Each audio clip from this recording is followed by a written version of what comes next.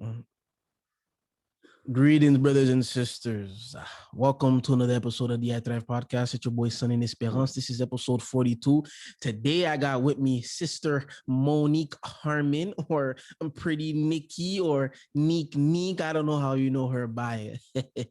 So today, as you all know, it's another episode to get the testimony out, get the encouragement for the brothers and sisters, anybody else watching, and so forth, so they could really hear this and be encouraged by it, and this could be a motivation, not motivation, I should say, but a good encouragement to keep pushing forward, to maybe in this episode say, man, she's going through it, I guess I can pull through, and so forth. um Before we begin, as you know, this podcast affiliates itself only with one church, and that is First Church of our Lord Jesus Christ, where the leader, teacher, and guide is Apostle Pastor Gino Jennings. If you want to see if there's a temple or church in your area, you can go on the truthofgod.com, and there should be a section where you could temple locations, where it could be in Asia, in Africa, in the States, internationally, and so forth. If you want to request baptism, you can also go on the truthofgod.com. I believe there's a baptismal request you can fill out in that designated area that you are in, whether it be Florida, somewhere in Canada, or somewhere in Africa, or so forth. That can be done as well. Or if there's just you just stop going to church, because I know someone commented where they stopped going completely, and you can look and make sure that there is something maybe half an hour away. I mean, for you, if you cannot make that sacrifice, you can't. But some you just may not know. So go on the truthofgod.com just to see which temple would be closer to you that you can attend, so forth. Also, this podcast is sponsored by Je Veux Jouer. Je Veux Jouer is a program niched and designed towards youth in terms of helping them elevate financially. Some mentorship program, behavioral program, student athlete program, communication skills program, and so forth. All right, so we're gonna get started today. How's it going, Miss Sister Monique? How's it going? It's going well, thank God. Glad to be here. Thanks for inviting me on the show. Wonderful, wonderful, wonderful. I'm excited today to really hear Sister Mo's testimony. In fact, I can't really say when we met. I know sometime in Philly, maybe Yeah. sometime, and Yeah. so forth, right? But over the months or year, I should say, as building TEC and so forth, we got to clearly know each other more, and where I know we both have a common desire for is finances, of course. But today is not gonna be no finance. We're gonna get to the testimony and such and such. So but I'm glad to have you on. And let's start from the very beginning, in terms of very beginning, very, very beginning, in terms of how you grew up, and such and such, and how you are today. All right. So starting at the very, very beginning takes me back to literally childhood because I've been in First Church since I was 3 years old. So pretty much been there all my life. I'm still jealous of the kids that were able to basically be there from the womb, but I'll take what I can get. But yeah, like church has just been like really important to me. And I'm really thankful that I literally grew up in the truth of God. So like I've seen everything from Frankfurt up to now. And so I really like love experiencing things. So like I can still remember like the stones like in the parking lot and like how they made noise like as like the cars went over. I still remember like the stone of the church and the church sign and all the things like that. And even being upstairs, like some people, didn't come to the church in time for us to like, be upstairs. But I'm thankful that I was able to see like all of that, what a lot of people see on the telecast. That was my life.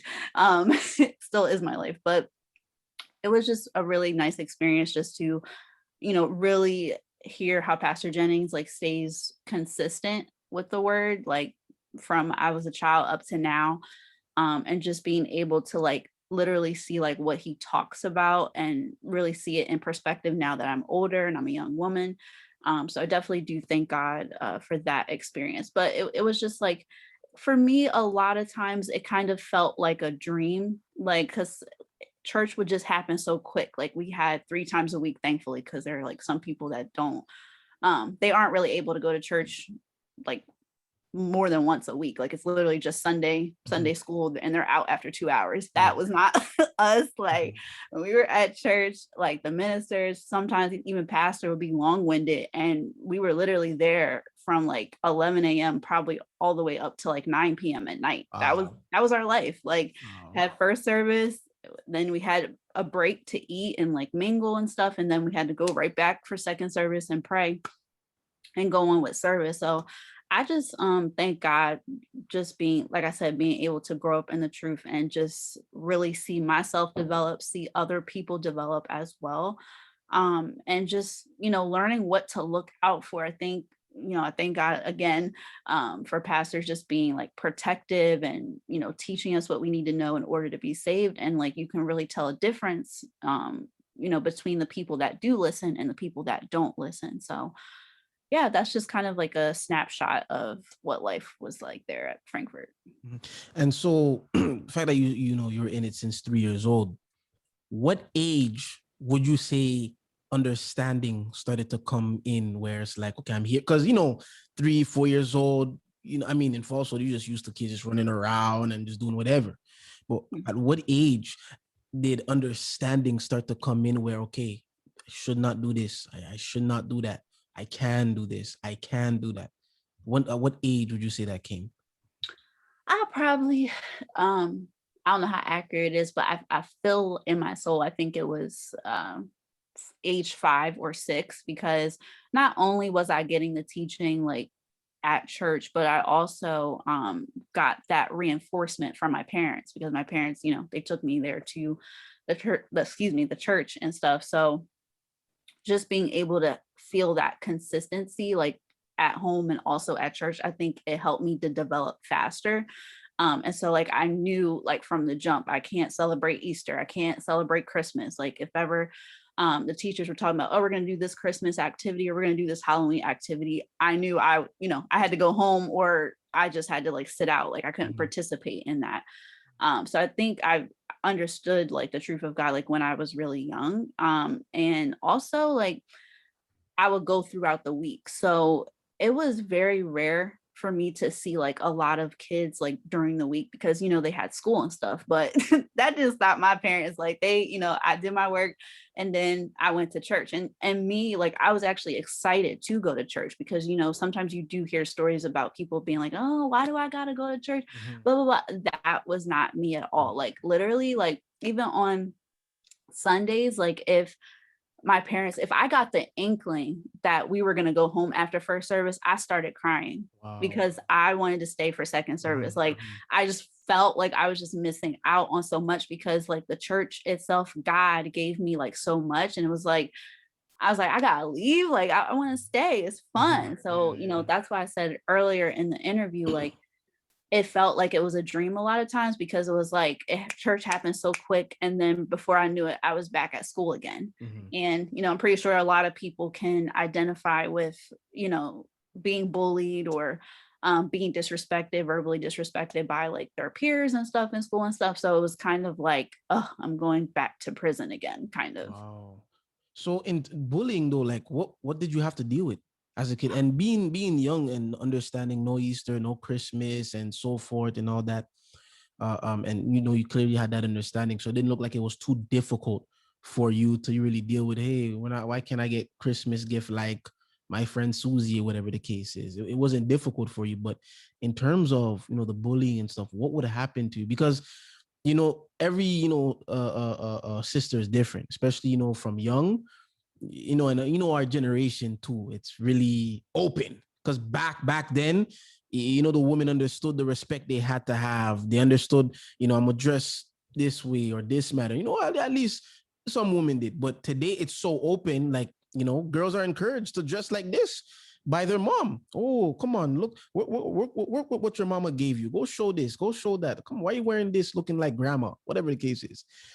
What type of bullying were you dealing with? And at what age around would you say, and how long was it going for? I think it was probably most memorable. Well, I won't say most memorable, but I'll say most memorable was probably middle school and high school.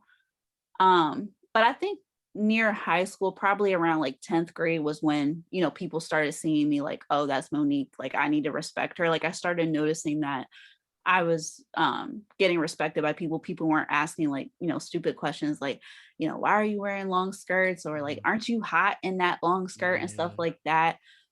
So I mean, if I had to guess when it probably began, maybe 4th or 5th grade, something like that, because it was kind of hard for like the students to really see like, like she's different and she's, she's living her life. So I'm gonna start out from the mild stuff all up into like the the type of stuff. Hot sauce. Yeah. Hot sauce.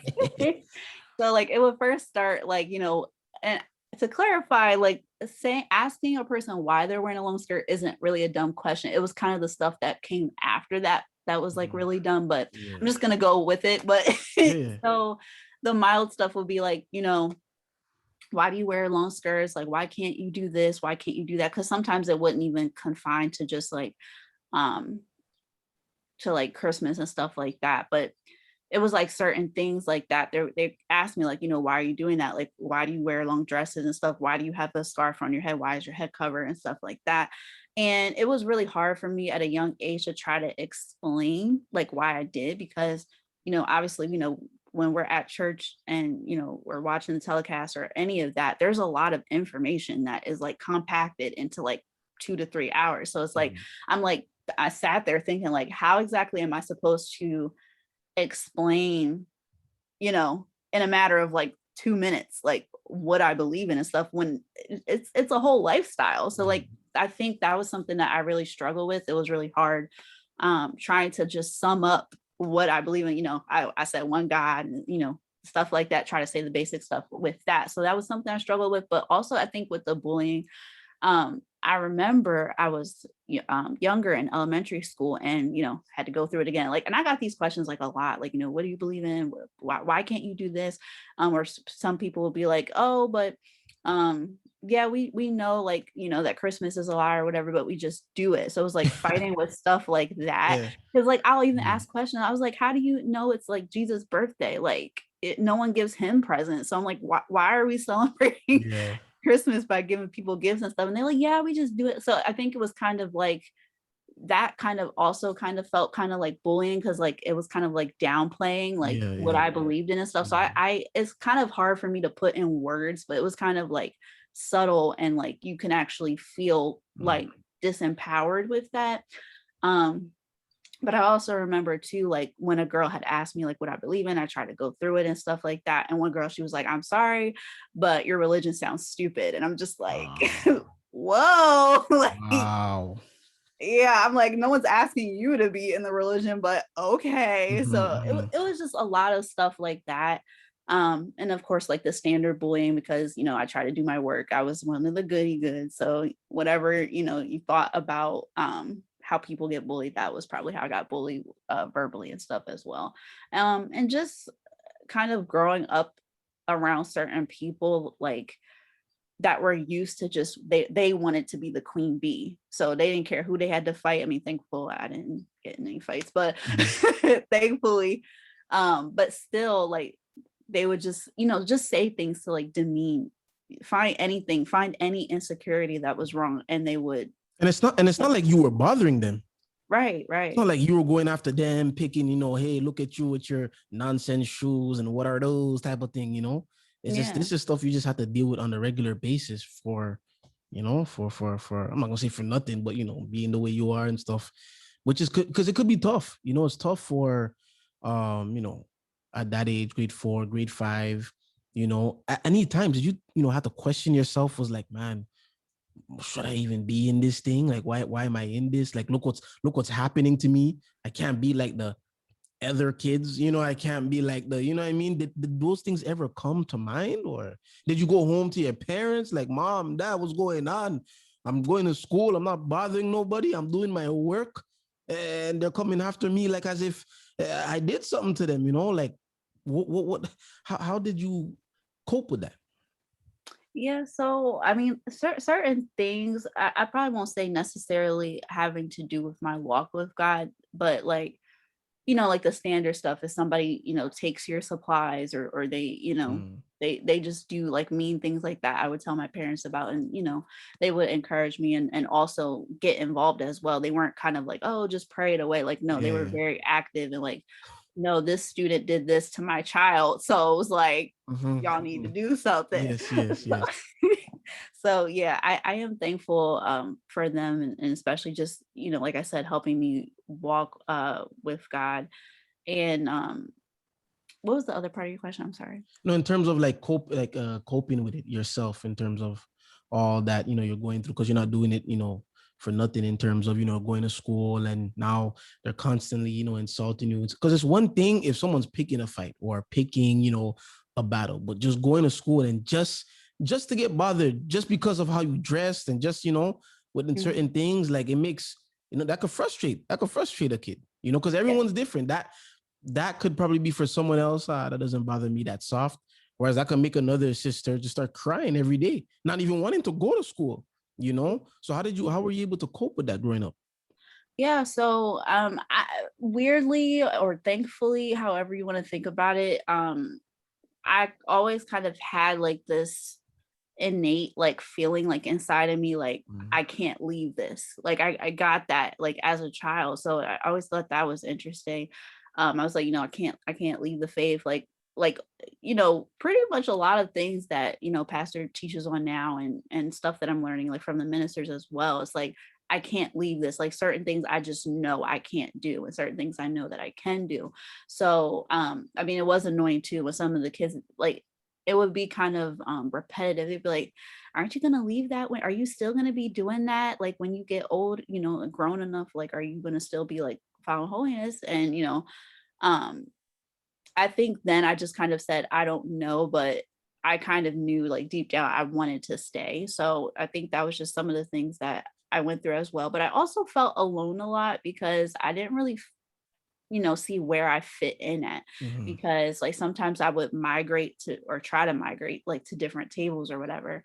Um and just kind of like try to see like who is my crowd. And it would seem like sometimes I would sit with the really good people. And then it was just like it was kind of hard for me to like to hold a conversation with them. Like, Mm-hmm. I would try to initiate it. I'm a big initiator of like conversation and stuff, but it didn't stick. So I'm like, do I really fit over here? And then I try to go, with people that look like me and Mm-hmm. people that, I may have connected with at some point, but then at the same time, like we were just starkly different. And it came to a point where my parents were like, you need to stop hanging out with those people. Yeah. They kind of already knew. And I'm like, well, how do I do that? Because it's like when you're a kid, like you really think like, I have to stay loyal to the lunch table or I have to stay loyal, to this certain group Yeah. members or whatever. So Mm-hmm. it was really hard to like just find my individuality at that time. So thankfully I was by the time I got to high school, thank God that's even though I don't really like to look back on my school years, I Mm-hmm. will say I did have some sort of refuge kind of in high school, like Mm-hmm. with my friends. I was able to really like find my footing and just be myself. And then of course once I got to college, it didn't really I wasn't really concerned with like making friends. Like, if I talk to you, I talk to you and we had a great conversation, but I really was just focused like on school and then church and home, or going out with my friends like in the truth. And that was another way I felt about, I kind of have wished that like all of us that were in the church when we grew up together, that, pastor had kind of just set school there. Cause I know some people went to school in church, like in different religions and Mm-hmm. stuff, but that didn't like get Yeah, me. like for Like, example, in yeah. terms of that, like what you mean is like for the like Jewish community, they Hmm. have their own schools, they have their own hospitals, they have their grocery stores, they have their own neighborhoods and so forth. Whereas, God willing, that can happen one day. At that time, you wish it could have been something in Yeah. in First Church, because y'all gotta, you want to grow up together. You want to build that relationship together Yeah. and so forth. So I understand what you mean by that. But continue, yeah.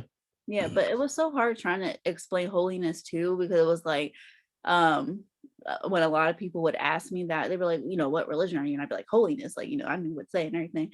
Mhm. But then they'd be like, what is that? Like, is it like Muslim or whatever? I'm like, God is holy. I'm like, I don't know what y'all want me to tell you. I'm like, it's in the Bible. Like, Yeah, yeah, that was really stressful because they're like, are you Christian? Are yeah, you? yeah. I'm like, how is it that nobody has heard of this? Like, Exactly. but thankfully now we have plenty of like YouTube videos. So I'm like, there's a link. That's what I Exactly, do. exactly. There you go. Yeah, yeah. That's what I am. So Mm. yeah. And then the growth from all the way from Frankfurt to now today for First Church. What how was your experience with that growth from, because Frankfurt obviously must be different, people come and go, and people who've passed on and so forth. That experience from Frankfurt all the way to now, how was that experience been for you, being able to just see all of, that's a lot you must have seen. There's a lot you must have seen, people go through, you went through. How was that experience for you? I definitely would say it's bittersweet. Because, like I said, Frankfurt Avenue was like our lives for a lot of us. Mhm. And, we could see like the building deteriorating and stuff. And like, we know like it's just time to move and stuff. Mhm. But it was so many memories there. Like, so many memories of me, playing tag with my friends at church, around there. So many, um, conventions and stuff. And like, seeing people speak in tongues and stuff like that, seeing people come and go. And also we saw like a lot of people pass away, like before we even left Frankfurt Avenue. So, we definitely miss them, those saints that were really like faithful, and, really like lived their life for God and stuff. But there were also really good memories, like, like I said, hearing the musicians or hearing pastor preach and stuff, seeing the movie of the Holy Ghost, like seeing the choir and stuff, just whatever you could think of that took place like in the church, like as far as like church life. That was a really fun thing that we missed. But I will say also that, even though people like tried to come to Frankfurt and like, try to change pastor or try to take over the church or whatever, like it never, came to fruition. Like God always prevailed. He always protected us. So I am thankful for that.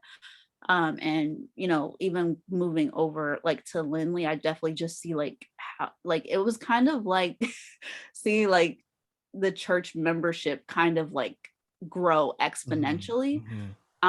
And I guess at first, if I'm, younger and I'm still younger, I'm just kind of like, oh, new people are coming in, people are going out. Like I don't think I really grasped that right away. But it was like once we got to Lindley, it's like I see like so many people that I talk to now, so many people that I've gotten close with and stuff. And I'm Mhm. just like, it really, even you, bro, like it just seems like, we always knew each other, even though that's Yeah. not the truth. Yeah. But I mean, I am thankful that, I'm able to just like experience everyone and just kind of develop, relationships with them. And I'm just like, wow, I feel like I've known you people all my life. And it's like, no, you guys literally just walked in like what, a couple of years ago or something like that. But time is definitely moving fast. And yeah, I just really see now like how the church is growing and how like God is blessing all of us. So it's beautiful to see.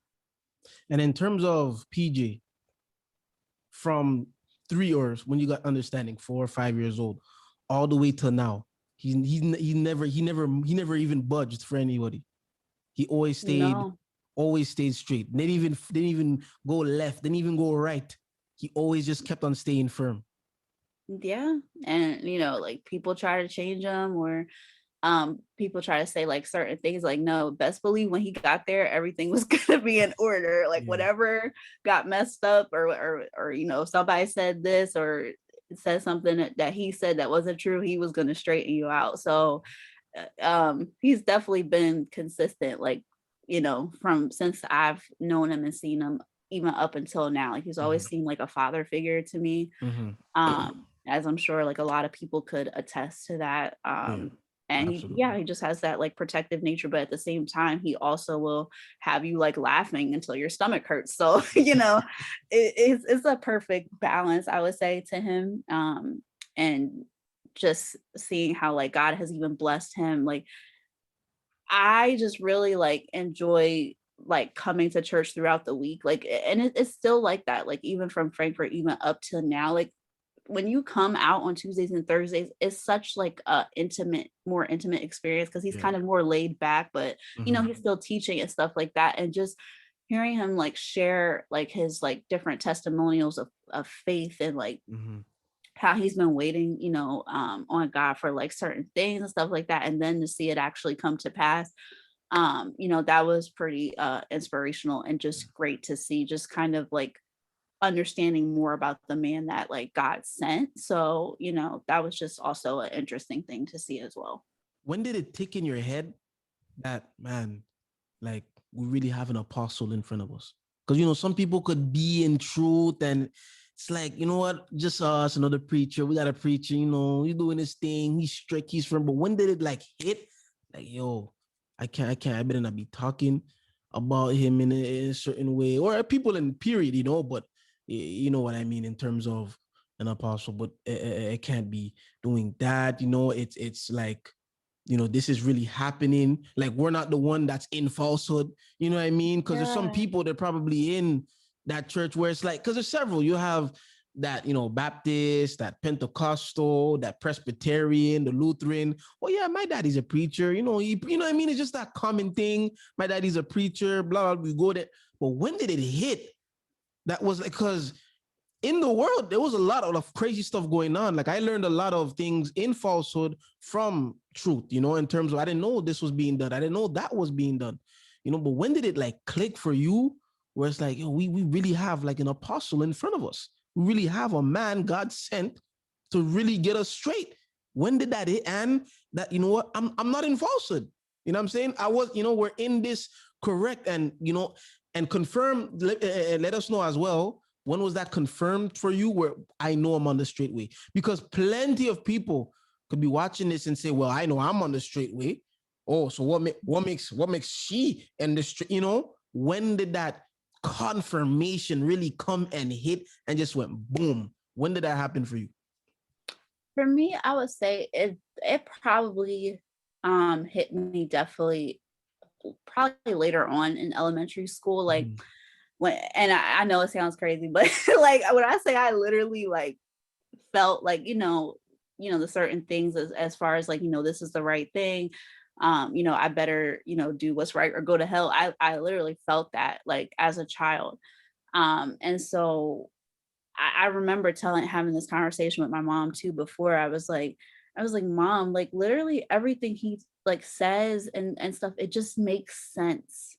And I remember being so like mind blown, like in my room. I was like, it just makes sense. Like I was just like it's, you know, like perfect, like a putting a puzzle piece together and connecting puzzle pieces. Like, and she was like, yeah, like I guess she didn't really think much about it, but she was like, yeah, of course it makes sense, like it's holiness. But I'm like, no, Mom, like it makes sense.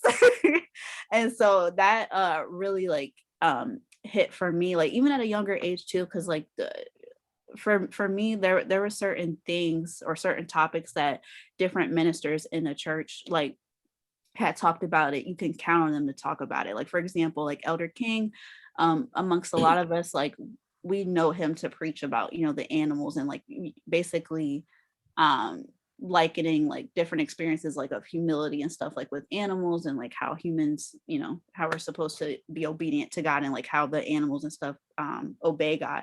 But then you also have Minister Williams, who typically tends to focus on like seeking God for the Holy Ghost and encouraging us to be like, you know, holy and stay in the way and stuff. And then Pastor Jennings, brother Deacon Jennings, he tended to talk a lot about death and like, you know, making sure that like you're getting right for God, because you never know where death is and stuff. So yeah, it was like I would be like scared when he would like start ministering and stuff, because it's like I already know he's gonna talk about death, and I'm like, I don't want to die, Lord, I want to die. So, you know, certain things like that, just those teachings that I learned from a lot of the ministers and pastor, like it really stuck with me, because it's like you're hearing it more over.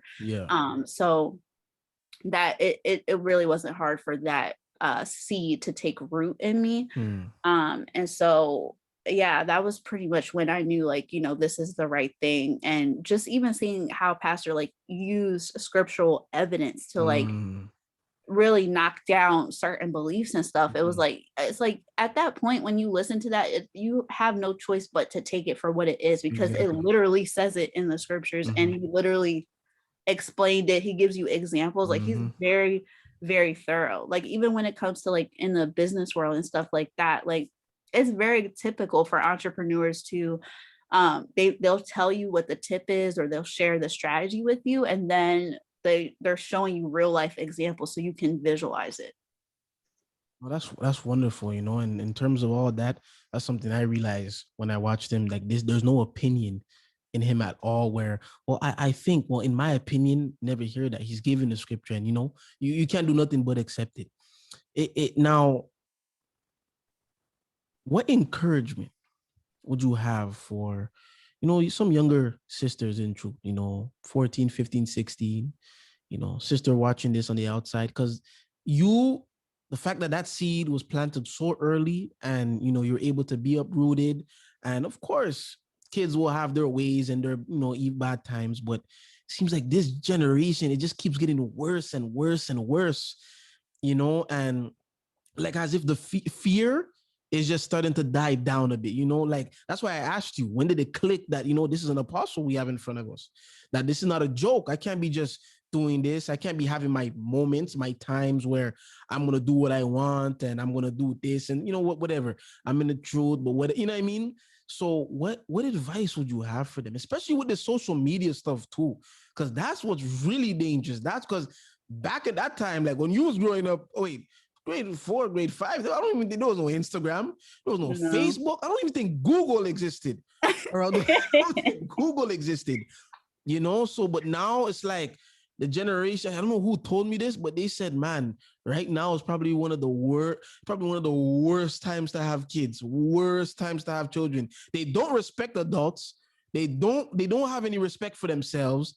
They just want to do whatever they want. But really, it's like to the point where what encouragement right now, if you could, talk to that, a young sister in truth that's 14, 15, 16 in high school, in middle school, what I mean? Or a parent watching this right now, not understanding why their daughter is like, like this, or, going wayward and so forth.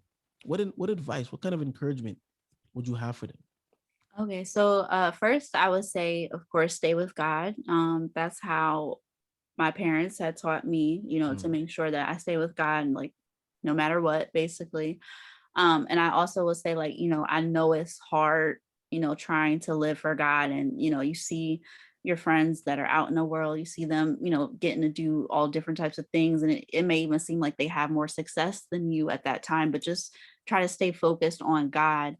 Um, and, your walk with Him, because, we hear the teachings like week in and week out. It's really to protect us and to build us up and build up our spirits as well. So just do that. But also, one of the biggest things that helped me, walk with my walk with God is, making sure that you remember the teachings, mm, and you find an alternative way to do whatever it is that you want to do. So if for example, we're not allowed to have parties, or we're not allowed to, listen to worldly music and stuff, see if there are opportunities for you and your friends in the church to kind of get together, play some gospel music in the background, and just have a get together, call it a get mm, together, and just cook food and stuff like that. I did do Friendsgiving with my friends, I think a couple of years ago. They're in the church, so just like trying to switch up what the atmosphere is, because like you don't want it to be like dancing, smoking and stuff like that. Just mhm. have a get together where you guys just glorifying God, but also, playing games, because, Yeah, we're not spirit, exactly. so Yeah.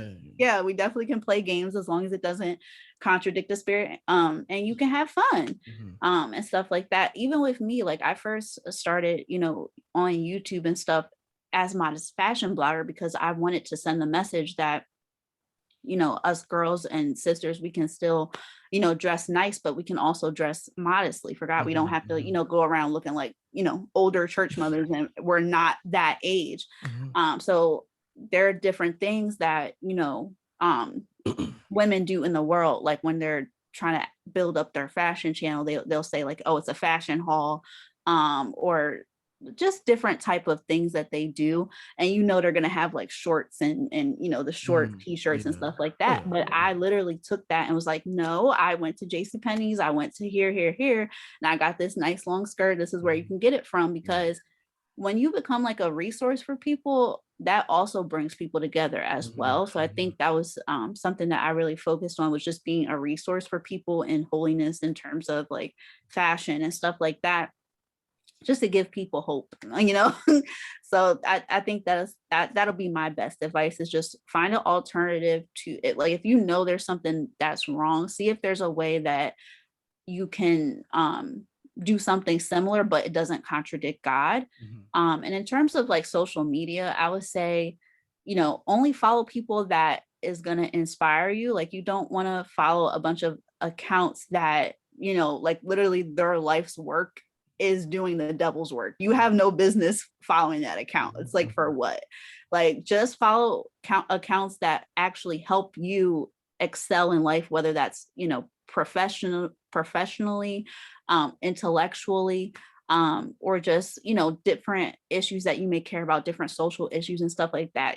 Follow some recipes, recipe accounts, like if you love food and stuff like that. Just find your passion, and follow like-minded people, but also, be inspired to create your own content on that as well. I think a lot of people misuse social media, that might be following the truth of God. And it's like, you don't want to put a bunch of like, deep stuff in there, or trying to do pastor's job and like condemning folks to hell. Like, no, talk about what you're passionate about. How can you leave a mark on this world? How can you contribute to someone else's success? And, I think you'll be fine. Another thing I want to add too is like, if, somebody's bothering you on social media, and even if they're in the church, I don't care if they're in the church, like, just, if you can't rectify it like in a way that's like peaceful, and like they're still bothering you, remove them, block them. It's okay. That's it. You'll still be saved. Block. That's it. Huh? Block. That's it. I understand. That's wonderful. Something you said which was so good, follow people that inspire you and so forth. Don't follow people that's doing the devil's work and all. I know some youth probably watching this, God willingly, but I asked himself, but it's my friend, I mean, we grew up. I mean, I know them since elementary school. Like, okay, so what? Yeah, they're doing their thing and this and that, they're rapping, and and now the friend that I never seen naked is all naked on social media. It's my friend, sister. I'm like, come on, this is my friend. Come on. What would you say to that? What would you tell them? Like, what? Okay, I get it, your friend and so forth. What would you tell them? Trust me, I've definitely been through that. So I understand. I remember even bringing it up to pastor before. I was like, I have this friend and she's like this. And I'm like, what do I do? Because I'm like, I didn't want to lose her as a friend. Like, she was a really good friend. It was just like, what she was literally doing was like so against like holiness. And I was just like, what am I supposed to do with that? He's like, oh, send her like a link to the telecast. I was like, what? So I'm like, do you what? I was like, do you want me to lose my friend? Like, I was like, but yeah, so needless to say, I did not have the courage to do that. But because I'm like, and also it's like, I don't want to send off the wrong message. Like, I'm trying to convert somebody. Yeah. No, I understand. Yeah. So like, some people do that, and they're just like, yeah, you need to watch this or you're going to go to hell. There's ways you can send it, of course, but not everybody has those ways, in terms of knowing how to send it, pretty much. Yeah, like just send a link. If you're feeling courageous, like send a link and be like, I hope this encourages you, and just leave it like that. Like, don't try to like, convert. You don't watch this, you're going to hell, Aisha. You're going to hell, Aisha. You don't have to get into all those things. You don't have to get into that. It was so funny. Use the link, watch the teachings, let me know what you think. You know what I'm saying? Have a good night, talk to you soon. Yeah. If you don't watch this video tonight, you're going to hell, man. You're going to hell, so because the goal is just to, get the person to at least watch you know, Right. and so forth. So Yeah. they get that watch and they could, you know, because now they won't be able to say, well, nobody told me this. I didn't know that, because a lot of the time something Sister Bev said is, man, one thing that hurts is when you know so much in the teachings. Now you know you can't do this. Now you know, versus someone who just don't know, you know. Yeah. So, but no, that's wonderful, Yeah. wonderful That's advice just for it, because I definitely know one. it's like a big struggle for many, you know. And it's another thing I would want to ask you as well is, what would you say for those? Because a lot of times people they look at, they say, well, I seen that brother do it, I seen sister so and so do it, so why is it a problem if I am doing it? What would you say in terms of that? Because now let's say, you know, you message me, hey, look, brother Sundin, I hope all is well, but you wouldn't want to be kind of like posting yourself in that type of way on, you know, social media. Right. Well, Right. sister Mo, brother so and so does it, you know what I'm saying? Like, what's going on if it's, you know what I mean? What would you say for somebody? Because not everybody can take correction. Right. You Right. know, not everybody knows how to give correction. You Mm, know, it's not, mm, they don't know how to warm it up and say, be direct, say, look, you don't want to be like that. You know what I'm saying? And see it as love. Like, oh no, my sister's just looking out for me. You know, if I am completely fine and everything's 100% and you're still saying something, now I could say, okay, now something's wrong with this sister, or something's wrong with this brother. You know, mm. how what advice would you have, you know, for someone seeing other things of a brother doing it or a sister doing it and so forth? Okay. Could I answer a part of the last question before I go Yeah, into this? Yeah. yeah. I just wanted to say too, like, for with that situation, with my friend that Mhm. was going against God, I ended up distancing myself from them. It was kind of natural because Mhm. if you switch schools or you go to a different, or even if you have a Yeah. different major, here's a major spoiler alert, guys. If you go to college, you don't typically take the same classes with your friends. No, Like, exactly. that friend stuff, like when they're like, oh yeah, I want to take this class and this class so we can be in the same class together. Yeah. No, it doesn't really work. You'll find that like you follow your passion, you'll be a lot happier and you Mhm. guys can meet up for lunch and stuff. So I just wanted Mhm. to mention that Yeah, yeah. in time there will be natural ways for you guys to grow apart, and maybe that is a part of God's plan. Not saying it is, but maybe it might be part of his plan Mhm. of protection by allowing you and that other person to go through different changes where you guys naturally kind of just split up, because I still have friends in the world, but they respect me and my walk Mhm. with God, so they Right. know, they're like, okay, Monique can't do that. So sometimes it just may take explain to that friend, this is why I can't support you, this is why I can't Yeah. help you with this. Mhm. But you'll find natural ways that, and like if they really care about you as a person, they'll stay with They'll you and respect it. They'll understand it and they'll respect you. respect it pretty much. Okay, perfect. Like, they're not gonna insult you and say, "Oh, sister Mo, we're going to the strip club. You trying to come?" You know, because now, I'm Miguel. Yeah. You know I can't. Right. You know I can and so forth. But yeah. On Yeah. to the next question. If you remember the other Yes. question, but yeah. So Yes. so your answer for that. Mhm. Yeah. So with that, I would say I would say I lost it. No, I lost it. no worries, no worries. I like the effort though. You know what? Oh, I Now. remember. I remember. Okay. Okay. I got it.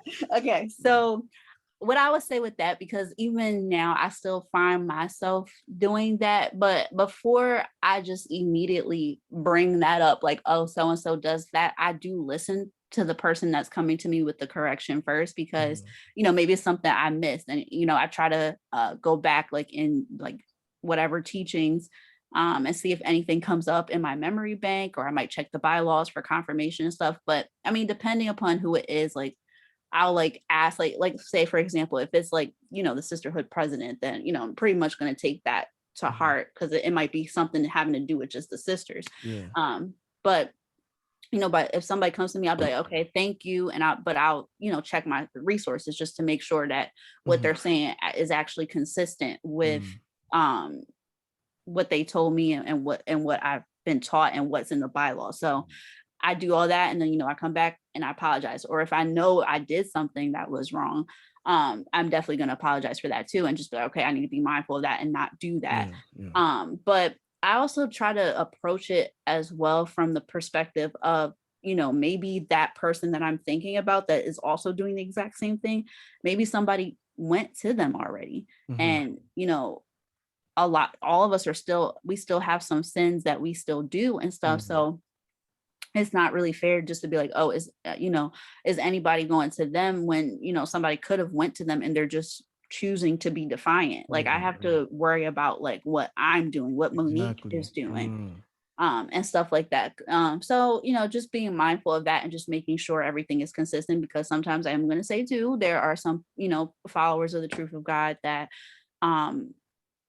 like they might be over righteous or like, overzealous. Like, overzealous, over righteous. And, they think that they're being like the Bible police or something. So you just have to make sure that it's actually consistent, because sometimes people can be like, oh, you're not supposed to be blah, blah, blah. And it's not even true. Exactly. It's like, we never heard the ministers or pastors and say that. So you just have to be careful and just be like, take it and, see if it's consistent first. Exactly. And then if it's consistent, then you can apologize, or you can be like, oh, I'm gonna rectify that. So that's just kind of how I look at it. But yeah, I'm definitely gonna say it can be hard to like try to change certain things when you do see that other people are literally doing the exact same thing. Exactly. But at the end of the day, you have to do what God says. So exactly, just focus, look at yourself. You may see that for left and right and so forth, but you don't know what if they did get the correction, and if they did get it, but they're just they just don't care. Look at yourself. If it's it's a correction that you need to correct it pretty much. So question I have, to conclude it all, I'm trying to get this question more over out to as much people as I interview on this, but how thankful are you to God for the apostle? Like how thankful are you? I don't even think I could put it into words particularly, but like I'm very thankful for him, because it was like, even though Granddad, sorry. But even though that, okay, 1 second.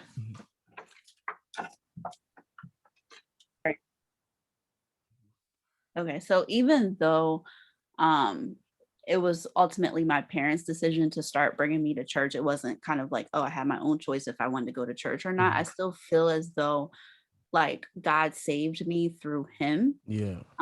It's like saved my life. Obviously I don't have the Holy Ghost yet, but I'm just saying, just in terms of putting me on the right path, like God put him in my life. So I'm very thankful for him. I'm thankful for all the sacrifices that he does, because it's a really hard job, and I know he gets burnt out, and I know he gets, annoyed with certain things. And it's because like, some people, actually, give him a hard time and stuff like that. And, or they may just mistreat him, especially, with, the calling that he has by God, and they may not agree with God, and they just take everything out on him. So I know that could be stressful, for the human body. And, I pray for him, and, I just, I hope God continues to bless him, as I know he will. But I'm definitely thankful just to be able to sit under him and just being able to learn about God, and being able to learn like why God feels certain ways about things, and like, why certain things are just supposed to be done the way they're supposed to be done, just like, walking with God. Like like I said, it's really hard for me to really put it in words, but it's like being in the presence of a king, actually. Like, and I don't want anybody listening to be like, oh, she called pastor a king, blah, blah, blah. But no, like it's really like just being, in the presence of somebody that is just like, really important, just helping the flock, God doing it through him, and just being a helping hand. Because like for some people, it's kind of hard to like confide in others, or it's hard to just deal with everyday life, and just being able to know someone that is very close to God, and can help you get to God even if you feel like you can't get to him yourself. Like that's really important for people to have. Wonderful. No, that's wonderful. It's with being in from 3 years old all the way from Frankfurt, and just to see in where it's at now today, it's a true blessing, and to still be in it and still continuing to press forward. That's a true blessing as well. And I'm as I say, moreover, these type of testimonies over here, like me, it's very encouraging for myself, to say the least, because it it it it just goes to show that there are people really doing the best they can to strive in this hard way. Because as I say, it's a very difficult path, very, very difficult. It's the hardest thing I have to do every single day of my life, every single moment. Can't think the wrong thing, can't watch the wrong thing, can't listen to the wrong thing. Like, days. Can't hang out with the wrong thing, can't be around the wrong thing. And in terms of being around it, because you don't want to be tempted to, so forth and actually do it. So it's very, very, very tough and very hard. And I'm grateful and thankful, sis, for you taking the time to come out and sharing this testimony. And I hope it's encouraging to others watching. This is real life. This is the truth of God. This is, brothers and sisters coming to share the testimony of, being in it. This is not a joke. This is like people's actual lives. You understand? And it's for you to take the time to come out. I'm truly grateful for it, truly appreciative for it. Gonna keep you in prayer, sis, that you continue to hold on to, this teaching and continue to strive and so forth. Please, all brothers and sisters, keep her in prayer, keep myself in prayer. This is the I Thrive podcast. This concludes.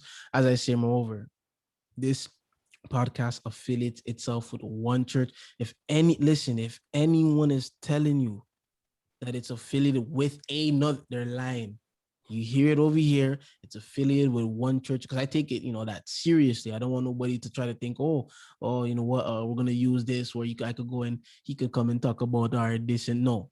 Affiliates itself with one church and one church only. That's First Church of our Lord Jesus Christ, where the leader, teacher, and guide is Apostle Pastor Gino Jennings. How can you see the apostle? Man, he's in Philly. I can't fly over there now. Yeah, that's too much of a drive. You can just see him on YouTube to begin with. And then, hopefully over time, God can make a way where you can be at headquarters, or maybe if he comes to a city near you, once things open up as well. So once again, you can just go on YouTube, type Gino Jennings. You can see some debates. You can see, teachings on the Godhead, teachings on woman preachers, teachings on the Trinity, teachings. And when I say the Trinity, not him saying that there is a Trinity, just to let you know, but saying the wrongs with it. I just want to correct that, before someone says, "Wait, I didn't know they were Trinitarians." No. He's breaking down why that is some nonsense. That's what he's doing. You understand? So you can see it, so forth. And I'm grateful for the apostle for the work he's continues to do, and grateful for Minister Williams as well, Brother Dan, the brothers, constantly doing, the ministers out there as well. Keep them in prayer. Those of you watching, once again, share this out, left, right, up, front, back, side. Share this out, and I hope that this can really encourage brothers and sisters watching, and parents watching. Share this with your daughter, and that they can see it as well, because they be going through the stuff that Sister Mo was going through. And then that little sister could see Sister Mo, and hey, just get into dialogue. You understand? Not saying it's forced, she don't have to, but just to build that up and so forth, because that could be an important thing to have, to know that I could look up to this. Oh, this my older brother, it's my older sister. As I said, moreover, spirit is thicker than blood. So this concludes the episode. Thank you, Sister Mo, for coming on. Truly, truly grateful and thankful once again. I really appreciate it. Those of you watching, take care of yourselves. Be safe. God bless you all. Peace be unto you all. Much love, much sincere love my way. Sincere love. I'm talking about good home cooked love. Even better than that type of love, All right. Take care, everybody. God bless and peace be.